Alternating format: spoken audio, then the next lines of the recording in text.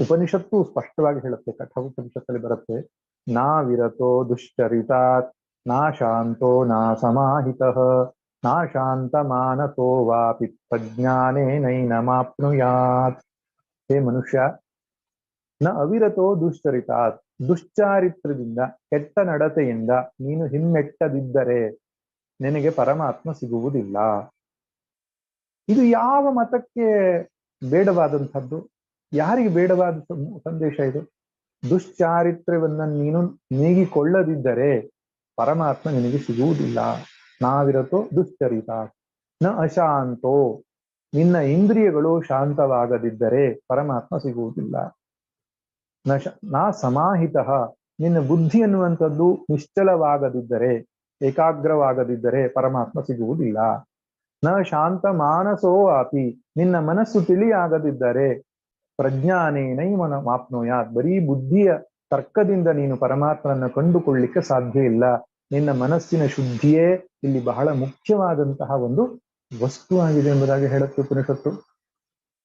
ಡಿ.ವಿ.ಜಿ ಕೂಡ ಹೇಳ್ತಾರಲ್ಲ, ತತ್ವ ಸಾಕ್ಷಾತ್ಕಾರ ಚಿತ್ತಶುದ್ಧಿ ನಹುದು ಚಿತ್ತ ಶೋಧನೆ ಮತಿ ಚಮತ್ಕಾರವಲ್ಲ. ತತ್ವ ಸಾಕ್ಷಾತ್ಕಾರಕ್ಕೆ ಚಿತ್ತಶುದ್ಧಿಯೇ ಮೂಲಧನ. ಮೋಕ್ಷದಾಶೆಗಳು ಆತುರತೆ ಒಳಿತಲ್ಲ, ಶಿಕ್ಷೆ ಬಹುಕಾಲ ನಡೆಯದೆ ಮೋಕ್ಷವಿಲ್ಲ ಅಂತ ಹೇಳ್ತಾರೆ. ಲಕ್ಷ್ಯ ತಪ್ಪದೆ ಚರಿಸು ಸಾಮಾನ್ಯ ಧರ್ಮಗಳ ಮೋಕ್ಷ ಸ್ವತಃ ಸಿದ್ಧ. ನೀನು ಮುಕ್ತನೇ ಯಾವಾಗಲೂ ಕೂಡ. ಅದ್ರ ಸಮಸ್ಯೆ ಆಗಿರೋದು ಮನಸ್ಸು ಬಹಿರ್ಮುಖವಾಗಿರುವುದರಿಂದ ನಿನಗದು ಗೊತ್ತಾಗ್ತಾ ಇಲ್ಲ. ಆದ್ರಿಂದ ಅನೇಕ ವಿಧ ಪೆಟ್ಟುಗಳ ಬೀಳ್ಬೇಕು, ನಷ್ಟಗಳಾಗಬೇಕು, ಮನಸ್ಸಿಗೆ ತೊಂದರೆಗಾಗಬೇಕು, ಅದನ್ನು ತಿದ್ದುಕೊಳ್ಬೇಕು, ಅದನ್ನು ಶೋಧನೆ ಮಾಡಬೇಕು ನಾವು, ಆವಾಗ ಮೋಕ್ಷ ಸಾಧ್ಯ ಅಂತ ಹೇಳ್ತಾರೆ. ಪುನಃ ಪುನಃ ಗೀತೆ ಉಪನಿಷತ್ತುಗಳಲ್ಲೆಲ್ಲ ಶುದ್ಧಿಯ ವಿಷಯವಾಗಿ ಬರ್ತದೆ.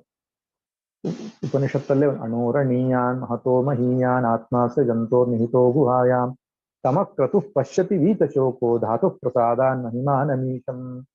ತಮ ಅಕ್ರತು ಪಶ್ಯತಿ ವೀತಶೋಕಂ, ಆ ಪರಮಾತ್ಮನನ್ನ ಅಕ್ರತುಹು ಅಂದ್ರೆ ಪಾಪವಿಲ್ಲದವನು ನೋಡುತ್ತಾನೆ. ಧಾತು ಪ್ರಸಾದ, ಧಾತು ಅಂದ್ರೆ ಇಂದ್ರಿಯಗಳು ಪ್ರಸನ್ನವಾಗಬೇಕು. ಇಂದ್ರಿಯ ಮನಸ್ಸುಗಳು ಯಾರಿಗೆ ಪ್ರಸನ್ನವಾಗಿದೆಯೋ ಅಂಥವನಿಗೆ ಪರಮಾತ್ಮನು ದರ್ಶನವಾಗ್ತಾನೆ. ಮುಂಡಕೋಪನಿಷತ್ ಹೇಳುತ್ತೆ, ಸತ್ಯೇನ ಲಭ್ಯ ತಪಸಾ ಹೇಷ ಆತ್ಮ ಸಮ್ಯಕ್ ಜ್ಞಾನೇನ ಬ್ರಹ್ಮಚರ್ಯೇಣ ನಿತ್ಯಂ. ಪರಮಾತ್ಮನ ಸಿಗುವುದು ಸತ್ಯೇನ ಲಭ್ಯ ತಪಸ ಹೇಷ ಆತ್ಮ ಸಮ್ಯಕ್ ಜ್ಞಾನೇನ, ಅಹಿಂಸಾ ಸತ್ಯಮಕ್ರೋಧ, ಈ ಮುಂತಾದ ಜೀವನ ಮೌಲ್ಯಗಳನ್ನ ಎತ್ತಿ ಹಿಡಿದು ಕಾಣುತ್ತೆ. ಭಗವದ್ಗೀತೆ 13ನೇ ಅಧ್ಯಾಯದಲ್ಲಿ ಅಮಾನಿತ್ವಾದ 20 ಗುಣಗಳನ್ನು ಹೇಳಿದ ಮೇಲೆ ಏತಜ್ಞಾನಮಿತಿ ಪ್ರೋಕ್ತಂ ಅಜ್ಞಾನಂ ನಿರತೋನ್ಯಥ ಅಂತ ಹೇಳ್ತಾನೆ. ಇದುವೇ ಜ್ಞಾನ, ಇದಕ್ಕಿಂತ ಹೊರತಾಗಿ ಅಜ್ಞಾನ ಅಂತ ಹೇಳ್ತಾನೆ. ಅಂದ್ರೆ ಈ ಜೀವನ ಮೌಲ್ಯಗಳು ಎಷ್ಟು ಮುಖ್ಯವಾಗಿದೆ, ಅಂತಃಕರಣ ಶುದ್ಧಿ ಎಷ್ಟು ಮುಖ್ಯವಾಗಿದೆ ಅನ್ನೋದು ನೋಡ್ಬೇಕು. ನೋಡಿ, ಒಂದೊಮ್ಮೆ ಒಬ್ಬ ವ್ಯಕ್ತಿ ಮೋಕ್ಷವನ್ನು ಬಯಸೋದಿಲ್ಲ ಅಂತಿದ್ರೂ ಕೂಡ ಅಂತಃಕರಣ ಶುದ್ಧಿ ಅವನಿಗೆ ಬೇಕು. ಯಾಕೆ? ಆ ಲೌಕಿಕ ಜೀವನದಲ್ಲಿಯೂ ಕೂಡ, ಲೌಕಿಕ ಜೀವನವನ್ನು ನಡೆಸುವಾಗ, ಸಂಸಾರ ಜೀವನ ನಡೆಸುವಾಗಲೂ ಒಂದು ಶಾಂತಿ, ಒಂದು ಸಮಾಧಾನ ಅವನಿಗೆ ಸಿಗುತ್ತೆ. ಯಾರ ಮನಸ್ಸು ರಜೋಗುಣ ತಮೋಗುಣದಿಂದ ಬಿಡಲ್ಪಟ್ಟು ಸತ್ವಗುಣ ಪ್ರಧಾನವಾಗಿದೆಯೋ ಅವನಿಗೆ ಆಂತರಂಗಿಕವಾದ ಒಂದು ಶಾಂತಿ, ಒಂದು ಸುಖ ಪ್ರಾಪ್ತಿಯಾಗ್ತದೆ. ಅದು ಬಹಳ ದೊಡ್ಡ ಶಕ್ತಿ ಬದುಕಿನಲ್ಲಿ ಅಂತ ಹೇಳೋದು. ಅದರಿಂದ ಜಗತ್ತನ್ನ ನೋಡುವ ದೃಷ್ಟಿ ಶುದ್ಧವಾಗ್ತದೆ ನಮ್ಗೆ. ಎಷ್ಟೋ ಸಲ ಸಮಸ್ಯೆ ಇದೆ ಅಂತ ನಾವು ಹೇಳ್ತೇವಲ್ಲ, ಸಮಸ್ಯೆ ವಾಸ್ತವವಾಗಿ ಹೊರಗಿಲ್ಲ, ನಮ್ಮ ಮನಸ್ಸೇ ಸಮಸ್ಯೆ. ನಮ್ಮ ಮನಸ್ಸು ಶಾಂತವಾಗಿದ್ದರೆ, ನಮ್ಮ ಮನಸ್ಸು ಶುದ್ಧವಾಗಿದ್ದರೆ ತನ್ನಿಂದ ತಾನೇ ಸಮಸ್ಯೆಗಳ ಕಳಚಿ ಬಿಡ್ತದೆ. ಯಾಕಂದ್ರೆ ಅಲ್ಲಿ 99% ಕಲ್ಪಿತ ಸಮಸ್ಯೆಗಳೇ ಇರೋದು ಅಂತ, ಕಲ್ಪಿತ ಭಯಗಳೇ ಇರೋದು, ವಾಸ್ತವ ಭಯಗಳಿಲ್ಲ ಅಲ್ಲಿ. ಆದ್ರಿಂದ ಮನಸ್ಸು ಶುದ್ಧವಾಗಿದ್ದರೆ ಲೌಕಿಕ ಜೀವನವೂ ಕೂಡ ಬಹಳ ಚಂದದಲ್ಲಿ ನಡೆಸಿಕೊಂಡು ಹೋಗ್ಲಿಕ್ಕೆ ಸಾಧ್ಯ. ಯಾಕೆ? ಒಳಗಡೆಯ ಶಾಂತಿ ಸಮಾಧಾನವೇ ಬಹಳ ಬಲವನ್ನ, ಬಹಳ ಶಕ್ತಿಯನ್ನ ಕೊಡ್ತದೆ. ಬದುಕಿನ ದ್ವಂದ್ವಗಳು ಬಂದಾಗ, ವಿಪರೀತ ಪರಿಸ್ಥಿತಿಗಳು ಬಂದಾಗ ಅದನ್ನು ಮೀರಿ ನಿಲ್ಲುವಂತಹ ಆತ್ಮಬಲ ಅಂದ್ರೆ ಯಾವುದು? ಅಂತಃಕರಣ ಸಮಾಧಾನ, ಮನಸ್ಸಮಾಧಾನ. ಇದು ಒಂದು ಪ್ರಯೋಜನ. ಇದಕ್ಕಿಂತ ದೊಡ್ಡ ಪ್ರಯೋಜನ ಯಾವುದು ಅಂದ್ರೆ ಮೋಕ್ಷ. ಆ ಮನಸ್ಸಮಾಧಾನ ಅಥವಾ ಚಿತ್ತಶುದ್ಧಿ ಇಲ್ಲದೇನೆ ಮೋಕ್ಷದ ಕಡೆಗೆ ಹೋಗ್ಲಿಕ್ಕೆ ಸಾಧ್ಯ ಇಲ್ಲ. ಮೋಕ್ಷ ಅನ್ನೋದು ಅನೇಕ ಶಬ್ದಗಳ ಸುಂದರವಾದಂತಹ ಮಾಲೆಯಲ್ಲ. ಅದು ಆತ್ಮನು ತನ್ನ ಮೂಲದಲ್ಲಿ ಹೋಗಿ ನಿಲ್ಲಬೇಕಾದಂತಹ ಒಂದು ಸ್ಥಿತಿ. ಅದಕ್ಕೆ ಮೂಲ ಅವಶ್ಯಕತೆಯೇ ಅಂತಃಕರಣ ಶುದ್ಧಿ. ಆದ್ದರಿಂದ ಅಂತಃಕರಣ ಶುದ್ಧಿಗೆ ನಾವು ಅನವರತ ಪ್ರಯತ್ನಿಸಬೇಕು. ಈಗ ಶುದ್ಧಿ ಮಾಡಿಕೊಳ್ಳೋದಂದ್ರೆ ಏನು, ಅಂತಃಕರಣದಲ್ಲಿ ಶುದ್ಧಿ ಅಂತ ಏನಿದೆ ಅಂತ ನೋಡ್ಲಿಕ್ಕೆ ಹೋದ್ರೆ ಶಾಸ್ತ್ರೀಯವಾಗಿ 3 ಶಬ್ದಗಳನ್ನು ಹೇಳ್ತಾರೆ. ಮಲ, ವಿಕ್ಷೇಪ ಮತ್ತು ಆವರಣ ಅಂತ 3 ದೋಷ ಇದೆ ಅಂತಃಕರಣದಲ್ಲಿ. ಮಲ ಅಂದ್ರೆ ತಮೋಗುಣ ಪ್ರಧಾನವಾಗಿರತಕ್ಕಂತಹ ಒಂದು ಅವಿವೇಕ. ವಿಕ್ಷೇಪ ಅಂದ್ರೆ ರಜೋಗುಣ ಪ್ರಧಾನವಾಗಿರುವ ಚಾಂಚಲ್ಯತೆ. ಆವರಣ ಅಂತ ಹೇಳಿದ್ರೆ ಅಜ್ಞಾನದ ಒಂದು ಮುಚ್ಚುವಿಕೆ, ಒಂದು ಪರದೆ, ಅದನ್ನು ಆವರಣ ಅಂತ ಹೇಳ್ತಾರೆ. ಅದಕ್ಕಾಗಿ ಮೊದಲು ನಾವು ಮಲವನ್ನ ನಿವೃತ್ತಿ ಮಾಡಿಕೊಳ್ಬೇಕು ಅಂತ. ಮಲ ಅಂದ್ರೆ ತಮೋಗುಣ. ತಮೋಗುಣ ಇದ್ದಂತಹ ವ್ಯಕ್ತಿಗೆ ಒಳಗಡೆ ಒಂದು ಸಮಾಧಾನ ಇರುವುದಿಲ್ಲ, ಆಲಸ್ಯ ಇರುತ್ತದೆ, ಜೀವನದಲ್ಲಿ ಉತ್ಸಾಹವೇ ಇರುವುದಿಲ್ಲ. ಯಾವಾಗಲೂ ತಪ್ಪು ಮಾಡ್ತಿರ್ತಾನೆ, ಪ್ರಮಾದವನ್ನು ಎಸಗ್ತಾ ಇರ್ತಾನೆ, ತಾನೇ ಸಂಕಷ್ಟಕ್ಕೀಡಾಗ್ತಾ ಇರ್ತಾನೆ. ಆದ್ದರಿಂದ ಆ ತಮೋಗುಣ ಅನ್ನುವಂಥದ್ದು ಮನುಷ್ಯ ಜನ್ಮದಲ್ಲಿ ದೊಡ್ಡ ವೈರಿ ಎಂಬುದಾಗಿ ಹೇಳಿದ್ದಾರೆ ಹಿರಿಯರು. ಪಶು ತುಲ್ಯವಾದ ಜೀವನ ನಡೆಸ್ತಾನೆ ತಮೋಗುಣಿಯಾದವನಿಗೂ ಪಶುವಿಗೂ ವ್ಯತ್ಯಾಸ ಇಲ್ಲ. ಆದ್ರಿಂದ ಹೇಗಾದ್ರೂ ಮಾಡಿ ತಮೋಗುಣವನ್ನು ನೀರು ನಿಲ್ಬೇಕು ಅಂತ ಹೇಳ್ತಾರೆ. ಅಂದ್ರೆ ತಮೋಗುಣ ನೀರು ನಿಲ್ಲಿಕ್ಕೆ ಹಿರಿಯರು ಕೊಟ್ಟಂತಹ ಉಪಾಯ ಯಾವುದು ಅಂದ್ರೆ ಪರಿಶ್ರಮ, ತಪಸ್ಸು ಅಂತ ಹೇಳ್ತಾರೆ. ಪ್ರಯತ್ನ ಪೂರ್ವಕವಾಗಿ ನಾವು ಧರ್ಮಾಚರಣೆಯನ್ನು ಮಾಡುವಂಥದ್ದು. ಧರ್ಮಾಚರಣೆಯ ವಿಷಯದಲ್ಲಿ ಯಾರೂ ಕೂಡ ಪ್ರಮಾದವನ್ನು ಎಸಗಬಾರದು ಅಂತ ಹೇಳ್ತಾರೆ. ಪ್ರಾತಃ ಕಾಲದಲ್ಲಿ ಏಳುವಂಥದ್ದು, ಜಪಾನುಷ್ಠಾನಗಳನ್ನು ಮಾಡುವಂಥದ್ದು, ಹಿರಿಯರ ಸೇವೆ, ತಂದೆ ತಾಯಿಗಳ ಸೇವೆ ಮಾಡುವಂಥದ್ದು, ತನ್ನ ವೃತ್ತಿ ಅಂತ ಏನಿದೆಯೋ ಕೃಷಿಯೋ ಮತ್ತೊಂದೋ ಮಗದೊಂದೋ ಅದನ್ನ ಸರಿಯಾಗಿ ನಿಭಾಯಿಸುವಂಥದ್ದು. ಈ ರೀತಿ ಕರ್ಮವನ್ನ ಚೆನ್ನಾಗಿ ಮಾಡುವುದರ ಮೂಲಕವಾಗಿ, ಧರ್ಮಾನುಷ್ಠಾನವನ್ನು ಸರಿಯಾಗಿ ಮಾಡುವುದರ ಮೂಲಕವಾಗಿ ತಮೋಗುಣವನ್ನು ನೀರು ನಿಲ್ಬಹುದು. ಅದು ತಮೋಗುಣದಲ್ಲಿ 2 ಬರ್ತದೆ, ಸ್ಥೂಲ ತಮೋಗುಣ, ಸೂಕ್ಷ್ಮ ತಮೋಗುಣ ಅಂತ. ಸ್ಥೂಲ ತಮೋಗುಣಕ್ಕೆ ಧರ್ಮಾನುಷ್ಠಾನ, ತಪಸ್ಸು ಇದು ದಾರಿ ಆದ್ರೆ, ಸೂಕ್ಷ್ಮ ತಮೋಗುಣವನ್ನು ಮೀರಿ ನಿಲ್ಲೋದಕ್ಕೆ ಕರ್ಮ ಯೋಗ ಅಂತ ಹೇಳ್ತಾರೆ. ಕರ್ಮ ಯೋಗ ಅಂತ ಹೇಳಿದ್ರೆ ಸಮತ್ವ ಬುದ್ಧಿಯಿಂದ ಕರ್ಮವನ್ನು ಮಾಡೋದು. ಮೊದಲು ಫಲಾಪೇಕ್ಷೆ ಇಟ್ಟುಕೊಂಡೇ ಕರ್ಮ ಮಾಡೋದು. ತಮೋಗುಣವನ್ನು ಮೀರಿ ನಿಲ್ಲಿಕ್ಕೆ ಏನ್ ಮಾಡ್ಬೇಕು, ಫಲದ ಅಪೇಕ್ಷೆ ಇಟ್ಟುಕೊಂಡು ಕರ್ಮ ಮಾಡೋದು. ಅದನ್ನು ತಮೋಗುಣ ಶಿಥಿಲವಾಗ್ತದೆ. ಆದ್ರೂ ಮನಸ್ಸಲ್ಲಿ ಸ್ಥೂಲ ರಜೋಗುಣ ಅಥವಾ ಸೂಕ್ಷ್ಮ ತಮೋಗುಣ 2 ಒಂದೇ, ಅದು ಇರ್ತದೆ. ಅದನ್ನ ಮೀರಿ ನಿಲ್ಬೇಕಾದ್ರೆ ಅಪೇಕ್ಷೆ ಬಿಟ್ಟು ಕರ್ಮ ಮಾಡಬೇಕಾಗ್ತದೆ. ಕರ್ಮ ಮಾಡುವಾಗಲೂ ಮನಸ್ಸನ್ನ ಯೋಗ ಬುದ್ಧಿಯಿಂದ ಇಟ್ಟುಕೊಂಡು, ಸಮತ್ವಂ ಯೋಗ ಉಚ್ಯತೆ ಅಂತ ಹೇಳ್ತಾನೆ ಕೃಷ್ಣ. ಆ ಸಮತ್ವ ಬುದ್ಧಿಯನ್ನ ಗಮನಿಸ್ತಾ, ಎಲ್ಲೆಲ್ಲಿಯೂ ರಾಗದ್ವೇಷಕ್ಕೆ ಮನಸ್ಸನ್ನ ಒಳಪಡಿಸದೆ, ಅಹಂಕಾರ ಭಾವನೆಗೆ ತಾನು ಒಳಗಾಗದೆ, ಈಶ್ವರಾರ್ಪಣ ಬುದ್ಧಿಯಿಂದ ಇದ್ದು ಎಲ್ಲ ಕರ್ಮಗಳನ್ನು ನಿಭಾಯಿಸ್ತಾ ಹೋಗೋದು. ಅದು ಬಹಳ ದೊಡ್ಡ ತಪಸ್ಸು, ಬಹಳ ಕಠಿಣವಾದ ಕೆಲಸ. ಅದು ಅಷ್ಟಿಲ್ವಲ್ಲ ಅದು.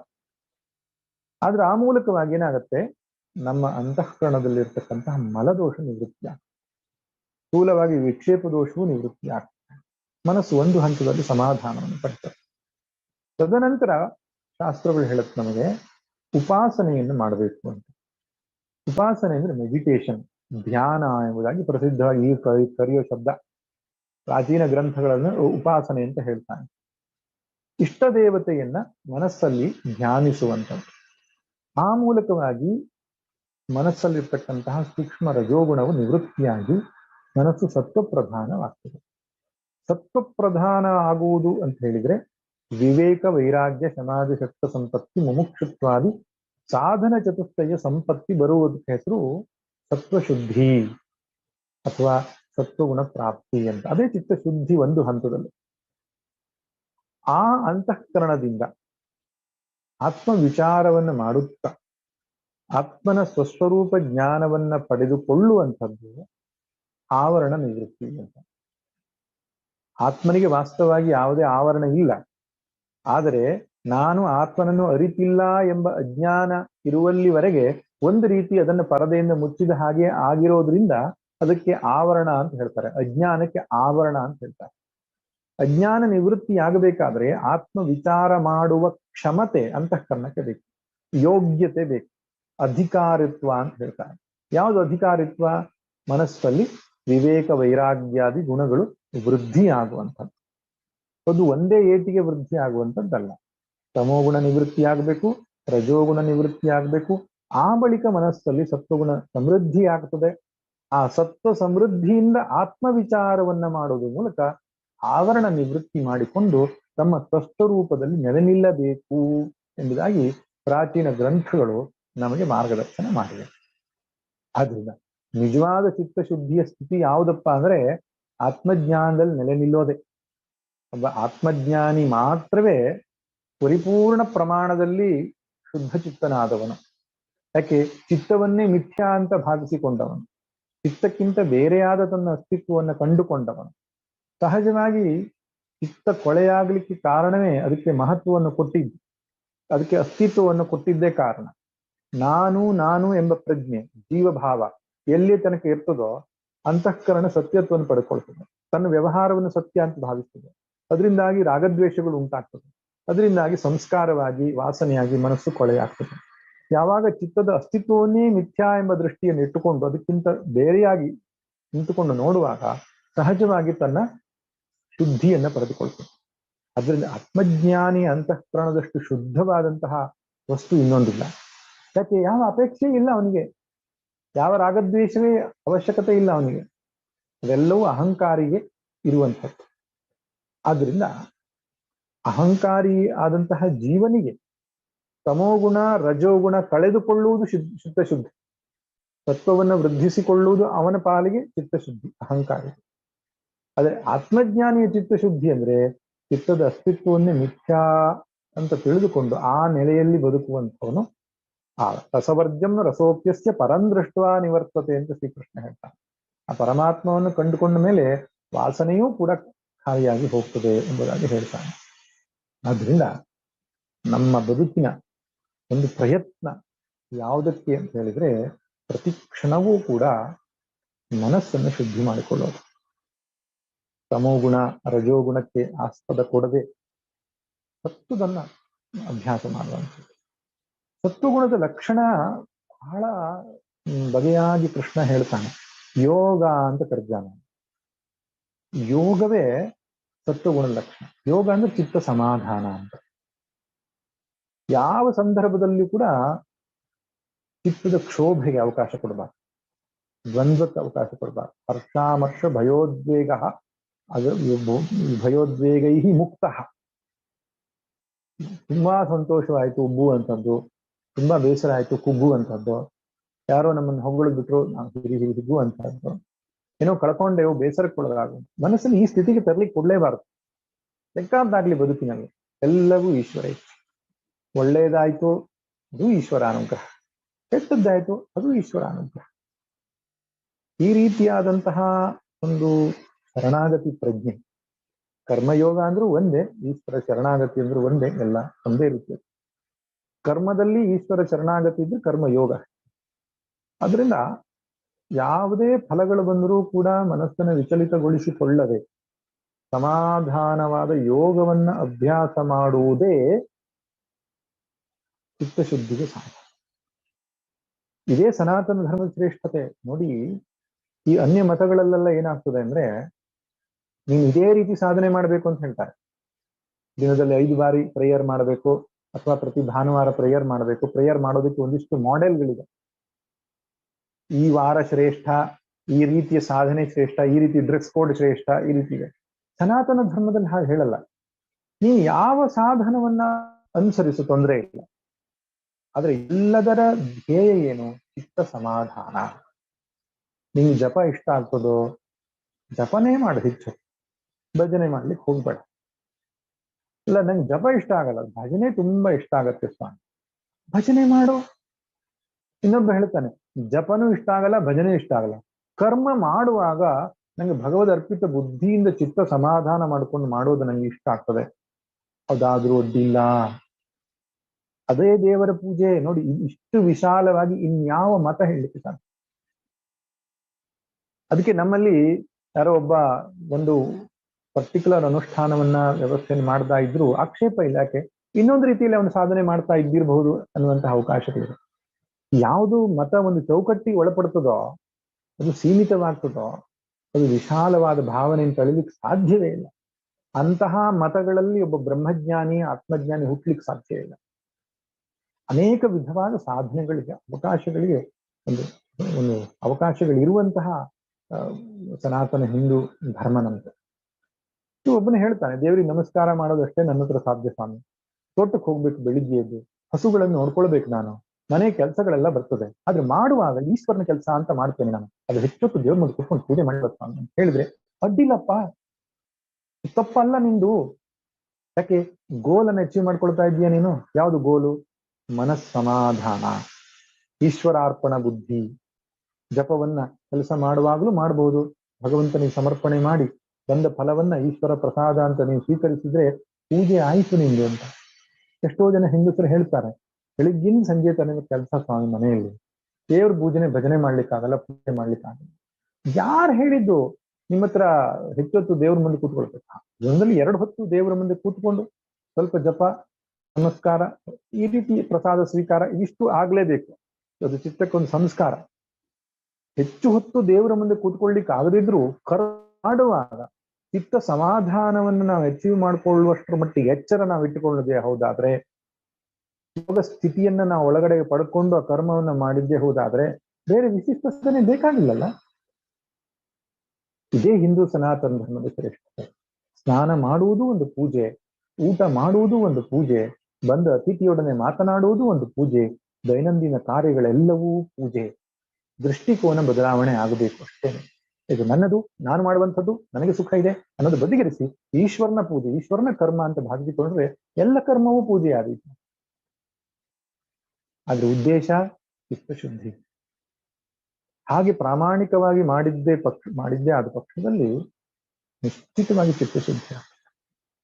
ಅದಿಲ್ಲ ಅಂತ ಇಟ್ಕೊಳ್ಳಿ, ನಾವು ಕಾಟಾಚಾರಕ್ಕೆ ಪೂಜೆ ಮಾಡ್ತೇವೆ, ಕಾಟಾಚಾರಕ್ಕೆ ಜಪ ಮಾಡ್ತೇವೆ, ಭಜನೆ ಮಾಡ್ತೇವೆ, ಖಂಡಿತ ಚಿತ್ತ ಅಯ್ಯೋ ಮಾಡ್ಬೇಕಲ್ಲ ಸ್ವಾಮಿ, ನಾವು ಹೆಚ್ಚೊತ್ತು ಮಾಡಿದ್ರೆ ಹೆಚ್ಚು ಪುಣ್ಯ ಸಿಗ್ತದೆ, ಈ ರೀತಿ ಮಾಡೋದ್ರಿಂದ ಶುದ್ಧಿ ಆಗಲ್ಲ. ನಿಷ್ಕಾಮ ಅಂದ್ರೆ ಕಾಮನೆ ರಹಿತವಾಗಿ ಈಶ್ವರನ ಸಂಪೂರ್ಣವಾಗಿ ಪ್ರೀತಿಸಿ ಫಲಾಪೇಕ್ಷೆಯನ್ನು ಬಿಟ್ಟು ಶ್ರದ್ಧೆಯಿಂದ ಮಾಡಿದಂತಹ ಯಾವುದೇ ಧಾರ್ಮಿಕ ಅಥವಾ ಶಾಸ್ತ್ರ ಸಮ್ಮತವಾದ ಕಾರ್ಯಗಳು ಈಶ್ವರ ಪೂಜೆ. ಅದರಿಂದ ನಿಶ್ಚಿತವಾಗಿ ಚಿತ್ತಶುದ್ಧಿ. ಹೀಗೆ ನಮ್ಮ ಶಾಸ್ತ್ರಗಳು ಹೇಳಿವೆ. ಆದ್ದರಿಂದ ಇವತ್ತಿನ ವಿಷಯ ಬಹಳ ಪ್ರಾಕ್ಟಿಕಲ್ ಆಗಿರತಕ್ಕಂಥದ್ದು. ಅಂತರಂಗ ಪರಿಶೋಧನೆ, ಅಂತಃಕರಣ ಶುದ್ಧಿ.